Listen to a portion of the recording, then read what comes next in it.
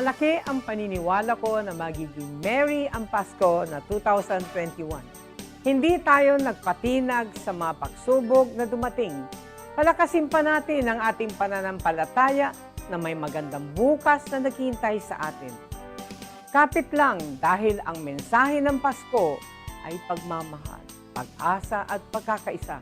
Ito po si Belen Fernandez na bumabati ng Merry Christmas po, Pinablin Dagupen.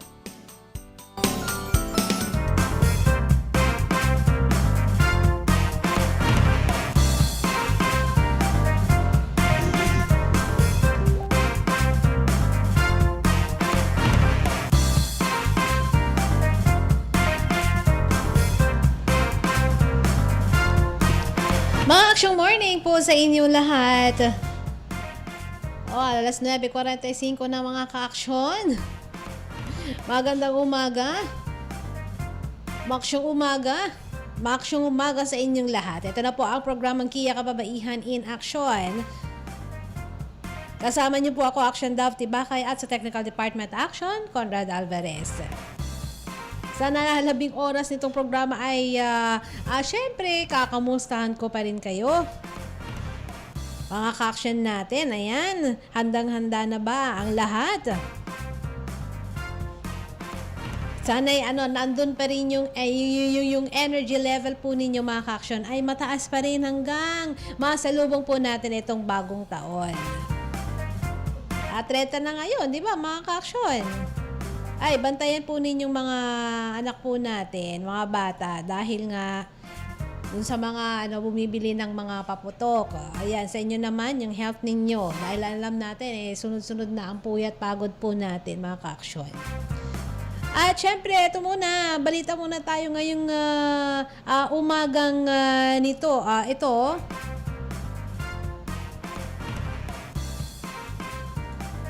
iniulat ng Department of Health o DOH na hindi pa rin nababago ang hospital utilization rates para sa kaso ng COVID-19 sa kabila ng pagtaas sa gitna ng pagdiriwang ng holiday.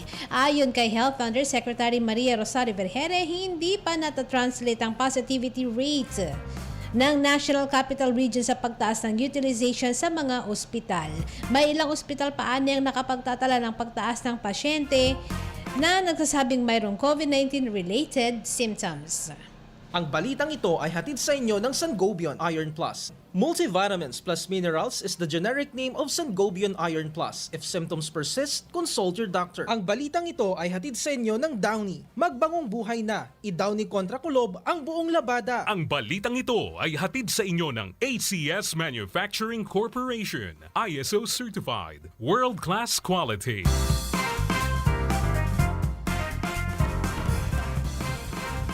Ngayong magang ito mga ka-aksyon, ako pag-usapan po natin ang stress, hindi ng stress po natin. Pero alam nyo ba, yung mga alaga po nating mga hayop ay nai-stress din sila kapag ganitong sumasapit ang holidays. Maraming rason kaya sila ay nai-stress. Dahil alam po natin na stress po sila pag sumapit po yung pagsalubong sa bagong taon dahil nandyan yung mga paputok. Ngayon pa lamang, di ba, may mangilan-ngilan po na gumagamit ng paputok. Etong mga aso po natin, mga pusa po natin, nai-stress po sila, natatakot sila. Dahil ilang times ba, na mas malakas yung kanilang pandinig sa atin. Kung tayo medyo nagugulat tayo, di ba, pag may nagpaputok ng malakas dyan. Sa kanila, mga 7 times, 7 beses o higit pa dyan, na malakas yung kanilang pandinig. Mas sensitibo yung kanilang pandinig, kaya po sila ay nai-stress. Pero hindi lang ito mga ka-action ang dahilan bakit nai-stress din yung mga alaga po natin kapag sumasapit po ang holidays. So, dapat malaman din natin na give consideration din para doon sa ating mga alaga. Baka mamaya, bukas, hinahanap po ninyo, alaga po ninyo, naku, hindi nyo na mahanap kasi kung saan na po siya napunta o saan na po siya nakapagtago, di ba? Yan, maksyong morning, Engineer Rosario Montemayor Pasyon. Maksyong morning po sa inyo, napakaagang blessing at napakaagang magandang salubong po sa amin. Thank you always sa support at pag-alala po sa amin, Engineer. Eto po, bakit daw po na-stress yung mga alaga po natin kapag ganitong sumasapit ang holidays? Kasi naaantala o kaya nagugulo din natin yung kanilang daily routine. May routine din yung mga alaga kasi po natin. At kapag ganitong holidays, busy tayo, maya-maya, kung ano yung mga kaganapan sa bahay po natin na siya ang nakaka-disrupt doon sa daily routine din ng ating mga alaga.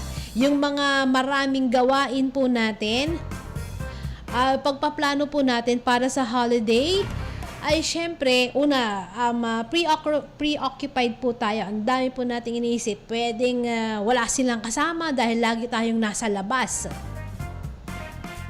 Pwedeng laging, alam mo yung mga dumarating, yung mga bisita po natin, iba-ibang tao yung dumarating po sa bahay po natin. Yung mga may ingay na sounds, o kaya naman pati yung mga kakaibang mga amoy. Iba't ibang klase ng mga amoy na napupunta po sa bahay po natin. O kaya tayo, dinadala po natin sila. Diba? Minsan pag tayo ay umaalis, dinadala po natin.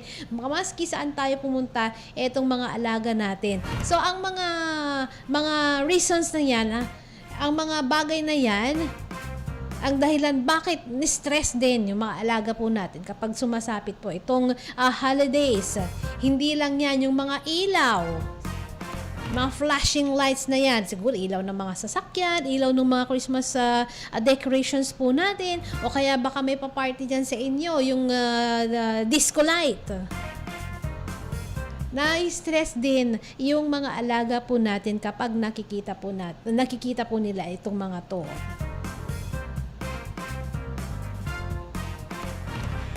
Ayan. At paano po natin masasabi na sila ay stress? Kung usually, yung karaniwan, mga ka-action, cool lang yung aso natin. Alam mo yung, o kaya naman, malaro sila. Magkakaiba, cool, o kaya naman kalmado lang yung mga aso or pusa, mga alaga po natin.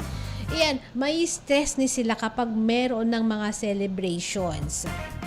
Para sa mga alaga nating pusa, o nga pala, parang yung isang alaga ko na pusa na kapag dumarating yung kuya ko na madalang niyang makita, ayan, hindi na niya alam kung saan siya pupunta. Kung pupunta ba ng kanan o pupunta ng kaliwa, tatakbo ba o maglalakad lang.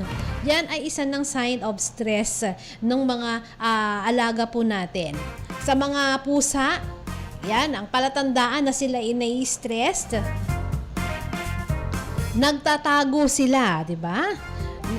Alam mo, hindi naman sila ginugulat pero bigla silang nagtatago kapag nakakita ng ibang tao. Hindi pamilyar na tao, hindi pamilyar na amoy doon sa kanilang paligid. Non-stop at paulit-ulit na paglilinis nila sa kanilang sarili.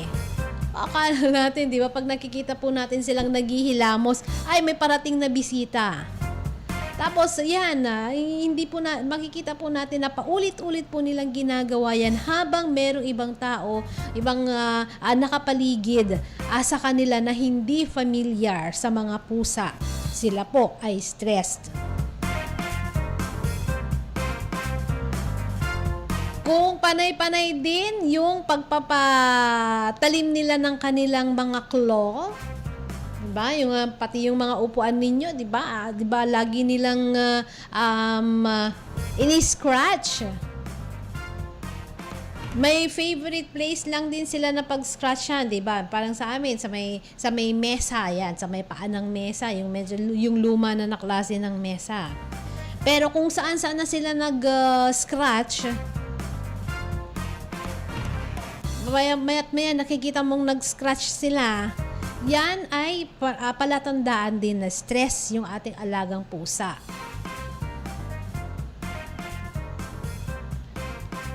Isa ding palatandaan na sila ay stress.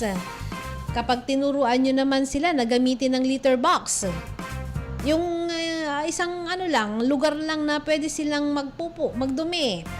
Kung may litter box kayo dyan, kaya may planggana kayo na nilagyan po ninyo ng buhangin. Kung sanay siyang gamitin yan, pero napansin nyo na, kung saan-saan na siya nagdudumi, kung saan-saan siya pumupwesto. Hindi iisa yung lugar kung saan sila nagpupop.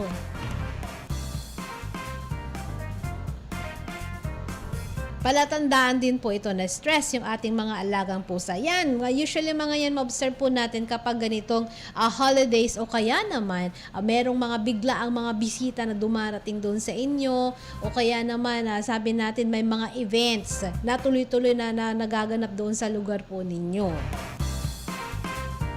At syempre, yung iba, yung kawalan po nila ng ganang kumain. Sila ay stressed. Para sa mga aso, nakikita po natin silang nanginginig. O kaya naman, bigla din silang natatakot.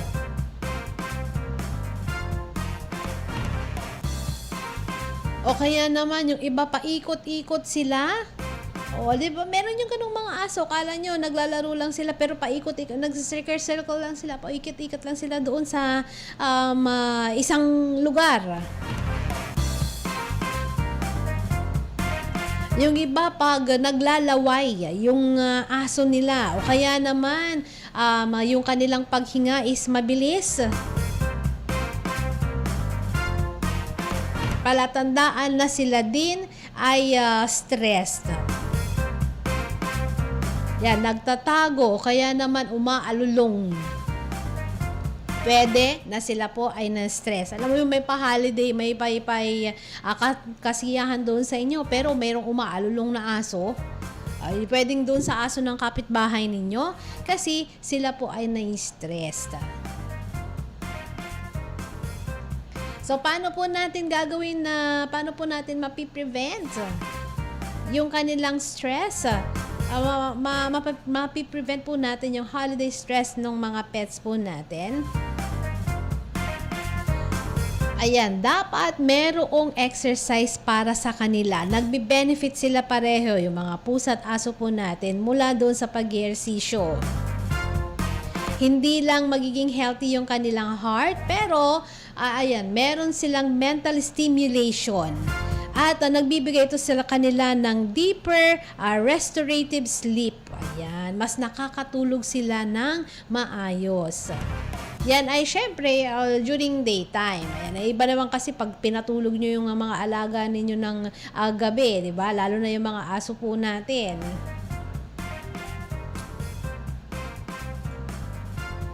Ayan, hello po. Good morning, Ma'am Delia Cabais at kay Sir Samuel Almazan. Salamat po sa panonood po ninyo dito sa programang ito, Kababaihan in Action. Medyo late mag-upisa dahil syempre hindi naman natin naasahan na mag-overtime yung isa pang programa. Pero anyways, nandyan pa rin po kayo na sinasamahan po ako dito sa programa po nating ito. Ayan, isang pwede po natin gawin. Sabi natin dapat may exercise tayo. May exercise doon sa mga aso po natin. How? Yung simpleng pagkikipaglaro po natin sa kanila. Ako siguro pag may mga kasama po kayo dyan, ng mga bata na makakatakbuhan nila, lalo na siguro meron naman kayong good space dyan na pwede po ninyong makalaro yung mga aso at pusa po ninyo. Ayan, nakakatulong ito sa kanila para ma-release or mailabas po nila yung kanilang stress at mag-enjoy sila. Yung distraction na yan na ibibigay po natin doon sa kanilang stress. Ayan, nadidistract sila doon sa pagiging stress nila kapag ganitong sumasapit ang holidays kung meron silang exercise. So, wag po natin pagkakaita. Alam nyo naman, minsan nagpapapansin din yung mga alaga natin. Diba, mga ka-action, nandyan na sila ay gustong magpabuhat o yung sagi ng sagi sa atin. Ayan. way of seeking our lambing sa kanila, or seeking na ma-stress o ma-distress po natin sila.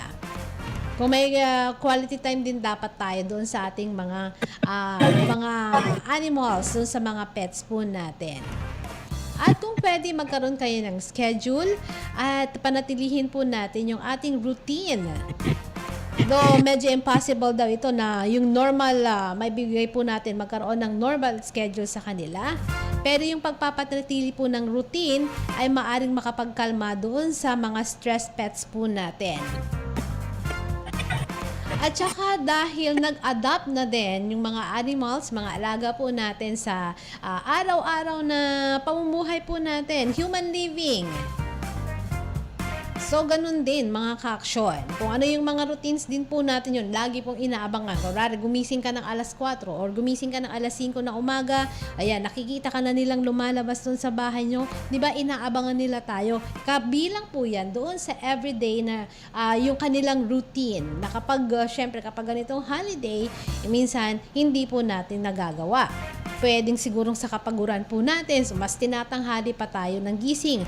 O kaya naman, pag nag-celebrate kayo sa ibang lugar, ayan, wala po kayo doon sa bahay ninyo, stress ng mga animals po natin na yung routine nila na makita kayo ng umagang-umaga, eh hindi po nila magawa. Na-stress din sila dyan, mga ka-aksyon. Idagdag din po natin, ayan, lalo na po ito, dapat meron daw tayong safe place para sa mga alaga po natin. Diyan sa bahay po ninyo, kung na-observe po ninyo dun sa mga nakarampang mapagdiriwang po natin ng bagong taon, marami pa putok. Saan po ba nagtatago yung mga aso po natin? Sa amin, sa may banyo. Ayan, para sa kanila, yun yung safe na space para sa kanila. So, i-provide po natin ayun sa mga alaga po natin. Ayan, medyo bukas po ninyo kapag dumarating po yung pagsalubong sa bagong taon. Huwag po ninyong isasara para may pagtaguan sila. Makapag-seek sila ng safe place kapag dumadating po etong lalo na pagsalubong sa bagong taon. Mag-set up tayo ng pet-friendly room.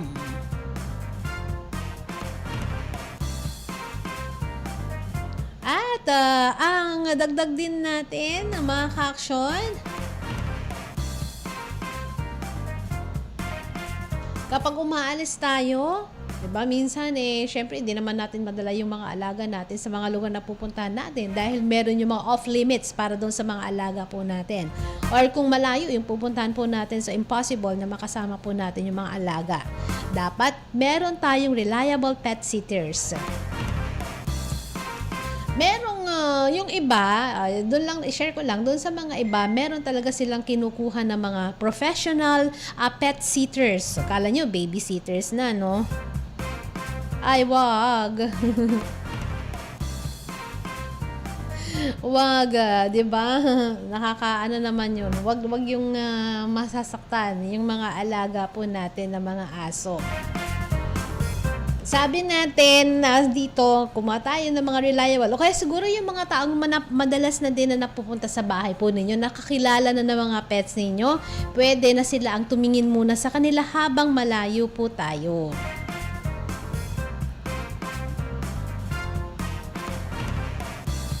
At eto din, kahit na siguro makasama din nila, kahit na makasama lang din nila, kung saan din sila papasyal habang wala kayo, makakatulong din yan para mawala yung stress ng ating mga alaga. And please, wag naman na tinatakot natin. Minsan nakakaintindi din sila, yung mga aso po natin or pusa po natin, na pag tinitreat po natin sila o kaya naman sasabihin po natin, ako, ikaw ihahanda ka namin sa ganitong okasyon. Minsan nagiget nila yung feeling na yan o kaya yung nagiget nila yung message na yan, nagiging matamlay sila. Sa tagal-tagal din natin nag-aalaga ng pets. Diba? Pag masabihan mo sila ng ganyan, nalulungkot sila. Yung aalis ka nga lang, magpapaalam ka sa kanila. Ganun din nalulungkot din sila. Nakikita mo doon sa mata nila, pwedeng teary eye, o kaya nagpapaawa yung kanilang mga mata. So, wag sana, no, na masaktan po natin o kaya naman takutin natin yung ating mga alaga. Kung ayaw mo talaga ng aso, hindi ikaw yung type na mag-alaga ka ng animal, so, wag na lang. Kaysa na meron kayo dyan, pero naman masasaktan, tatakutin o hindi mo maalagaan, wag na lang din. Hello po, Sir Ernesto Lalangan. Ayan, sa may San Jacinto Police Station. Good morning po sa inyo. Thank you sa panood po ninyo dito sa programang ito, Kia Kababaihan in Action. Very short. Napaka-iksi po ng ating programa ngayong araw na to. Pero anyway, nandyan pa rin po kayo na nakaantabay po sa amin. So, sa susunod na programa, antayin po natin sa Action Radio Hataw. Baka meron ding program na magsasagawa kasi ng inspection ng mga bentahan ng paputok dito sa Dagupan, siguro dyan din sa kung saan yung tinalaga po nila na firecracker zone. Tabayanan po natin yung detalye po niyan, mga ka-action. At dahil wala na po akong sapat na oras, kailangan ko ng magbigay daan dito sa next program, mga ka-action. Kaya ako po ay pansamantala na pong magpapaalam dito sa programang Kia Kababaihan in Action. Sa ngalan po ng aming Station Manager, Action Violi Valdez Ferrer, Technical Department, Action Conrad Alvarez. Ako naman po ito, Action Love Tibakay. Nag-iiwan na po sa inyo ng isang Action Morning po sa inyong lahat. Sunod na po ang programang Action Radio Hataw. Kasama po dyan, Action Nahikang Desena Pasyon. Muli po, Action Morning po sa inyong lahat. Una sa aksyon, una sa balita, sama-sama tayo, Pilipino. Sumayin nyo ang isa na namang edisyon ng Kia Kababaihan in Action dito lamang sa DWCM Action Radio Pangasinan. Manila Broadcasting Company. Manila Broadcasting Company. Sa Dagupan.